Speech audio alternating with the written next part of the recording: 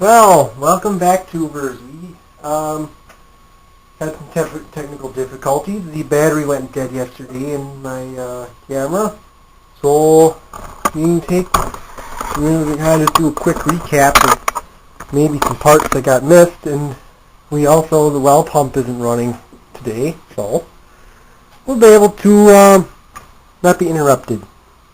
I'll do a quick recap on what I did to this motor. I thought it was initially seized up. Well, I found it isn't, or there was either that or my ATF that I dumped into the cylinder worked really well, which I highly doubt, which by the way, that is a trick. I'm sure if any of you guys that have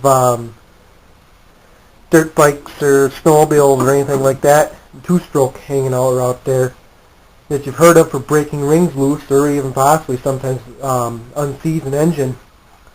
But I'll pull this engine off the mount for a moment because we'll kind of recap what we did to this motor yesterday with another motor because it needs to be taken apart as well.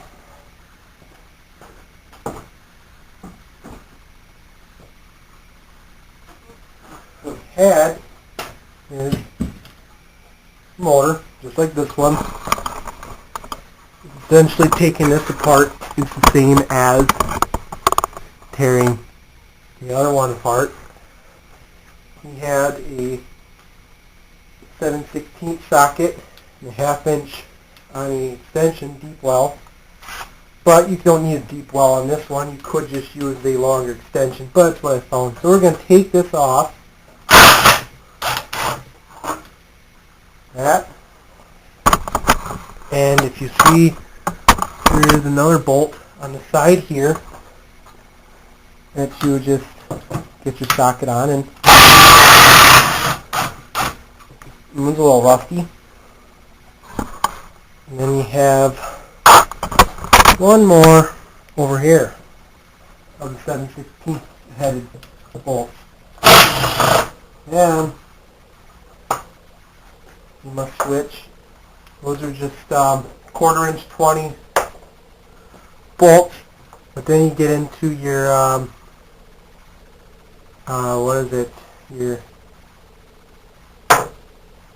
get into the whatever 1/2 inch head, or the 5/16 bolts or whatever, but we're not too worried about that. Might help take fuel cap off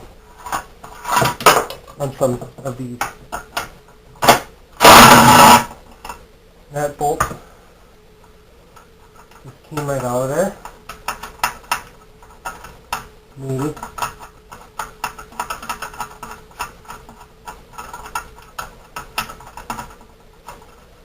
And actually, this can come right off. This is just your recoil. It's going to get cleaned up. We're just going to kind of take this motor apart and get it cleaned up good. That one, and switch back to a 7/16 socket.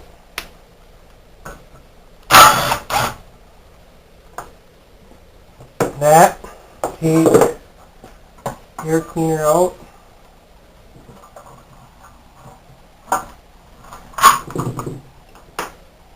And this air cleaner is, you can see it, it's actually cleaner than the other one, but I think it's starting to deteriorate. Yes, it's starting to deteriorate, so this one's junk, but we have another filter anyways, so that's not a problem.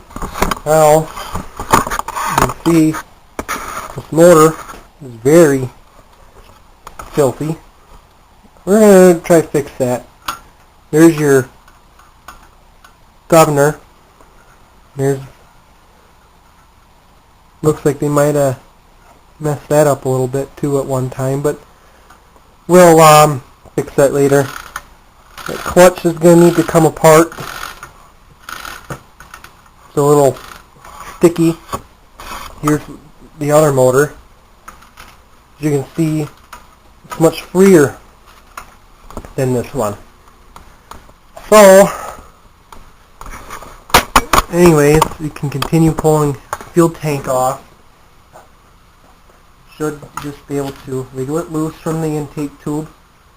Maybe a little linkage here should kind of turn, and as such makes the governor or throttle linkage come off. You want to be careful not to break that, because you break that, you bend it, and it can negatively affect engine performance.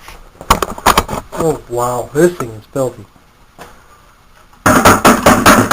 Trying to get our garbage bin here, bucket, whatever. This definitely needs to be cleaned out before being returned back to service. But now have the motor stripped down to have the carburetor off. This is actually old enough to still have a metal intake tube. Some of them are plastic. This one is actually metal too, believe it or not. And that be about it, except to now we're probably going to go ahead and start taking the magneto off. And we're going to get this cleaned up a little bit too. I might have taken outside, throw a little degreaser on her, and get her cleaned up. But then we're going to get some tools first here. Well, we're back. We had to get the 1/4 inch and 5/16 sockets. Take this off. Take off that.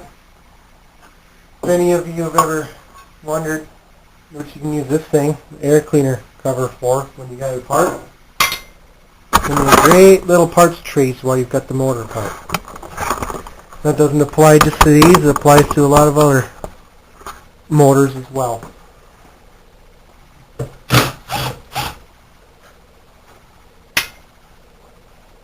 Off with the dust guard or whatever you want to call it. Just keeps junk from getting in under some recoil. Carefully remove the governor. Careful while removing the spring, because if you damage the spring, it will run very poorly. Actually, I'm not even going to disconnect the spring now. I'm just going to take the governor and off of the linkage stuff. And that's just your little air vane governor. Some of them are mechanical. Most of these little 3.5s are not.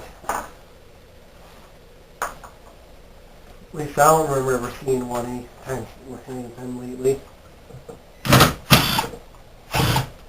Okay. We have that off. That's just a little ground wire. Magneto is loose now. Now it's a matter of what I like to call the fun part. You've got to take that clutch assembly off. And then it's going to be a matter of using a puller to take the flywheel off. So I'm going to go get some tools and we are going to take the flywheel off.